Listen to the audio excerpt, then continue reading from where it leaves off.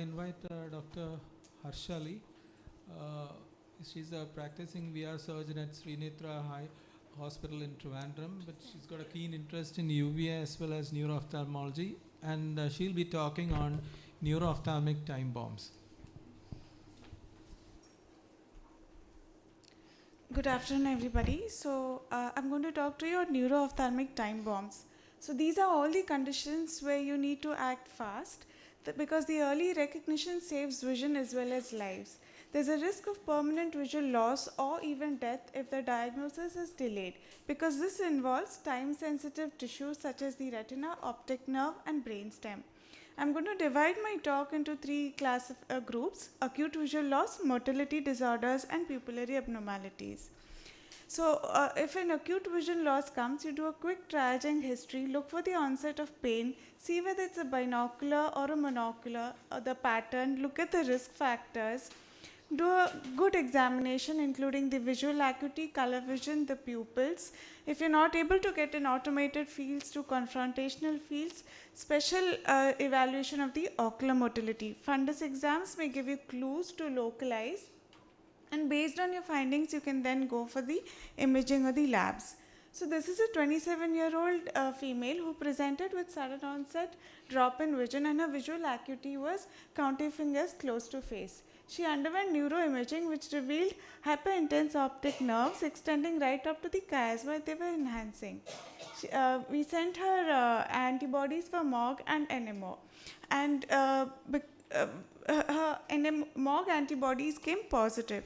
So this discovery of these biomarkers for neuromyelitis optica spectrum and MOG antibodies have allowed recognition for two very important disease entities which also cause optic neuritis but require an urgent departure from optic neuritis related to multiple sclerosis, as these tend to be more extensive and permanent. This is a second case of a 72-year-old male with sudden onset of blurring of vision in the right eye. He's been having neck pain and headache, and his ESR is elevated. You see that the optic nerve is edematous, but it's pallid. You can see cotton wool spots, and if you look carefully, there is retinal whitening in the inferonasal quadrant, and the ischemia was confirmed on the FFA. So arthritic AION is predominantly seen in the elderly patients above the age of 40, giant cell arthritis being the most common cause, though in Asians it's less common than the Caucasians. The transient monocular visual loss due to ischemia, there is a high risk of cerebral ischemia and stroke after the retinal TIA, and the highest risk is up within 2 weeks of the TIA. As in the previous case, you could have it in cases of vasculitis. Very important to remember that these are negative visual phenomena. So the patient will be complaining of graying, darkening, blackening out as compared to a positive phenomena that you see in migraine.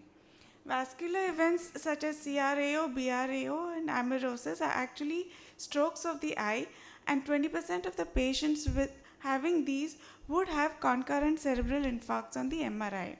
So here we have a patient who has got a cherry red spot and inner retinal hyperreflectivity. You may also get a posterior circulation stroke, in which case you'll get a very dense, isolated, homonymous hemianopia with the lesion localizing to the occipital lobe. So this was a 44-year-old patient who had transient blurring of vision lasting only for 30 minutes, and then it cleared by itself.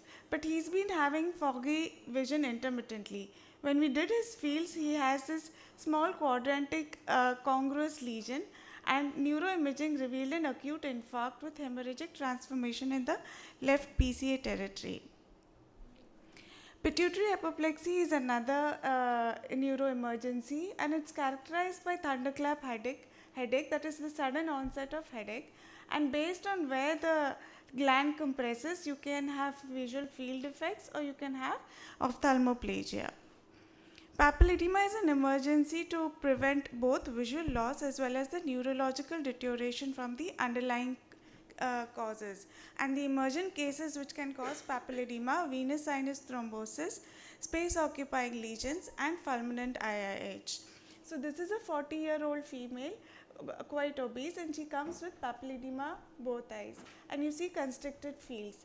Neuroimaging can show you features such as empty cellular tortuosity and widened perioptic nerve sheath and stenosis of the transverse sinus.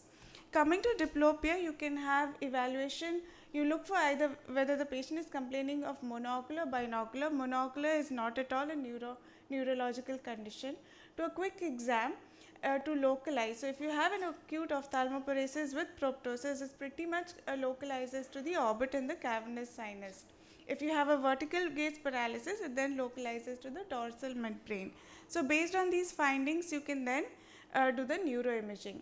The rule of pupil is that when you have a third nerve cranial palsy, that is a down and out eye along with ptosis and mydriasis, it's a neuro-ophthalmic emergency with the possibility of a PCOM aneurysm. The other emergencies could be uncal herniation and a brainstem event. So in these cases, an angiography is required. You could either do a CTA, MRA or a conventional angiography to rule out a PCOM aneurysm. Sixth nerve palsy can have non-localizing conditions. It could be a cavernous sinus syndrome, non-localizing due to elevated intracranial pressure, a brainstem event or a Grady-Negos syndrome. Another case, here you see a 14-year-old girl with head injury and she has this mild proptosis and restricted ocular movements. Neuroimaging revealed a carotico-cavernous fistula with a dilated SOV. She underwent embolization and did quite well. Sometimes with sick patients, if you have a combination of 3rd, 4th, 6th along with the Horner's and V1, V2, you may need to suspect cavernous sinus thrombosis.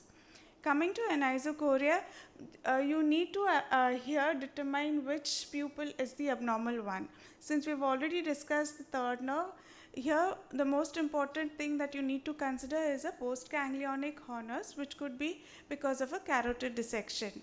So you see the slight ptosis, very mild ptosis with very little of anisocoria. And then you can, with the emergent MRI, MRA or CTA extending right up to the thorax, you can identify if there is a carotid dissection. With this, I end my talk. Thank you.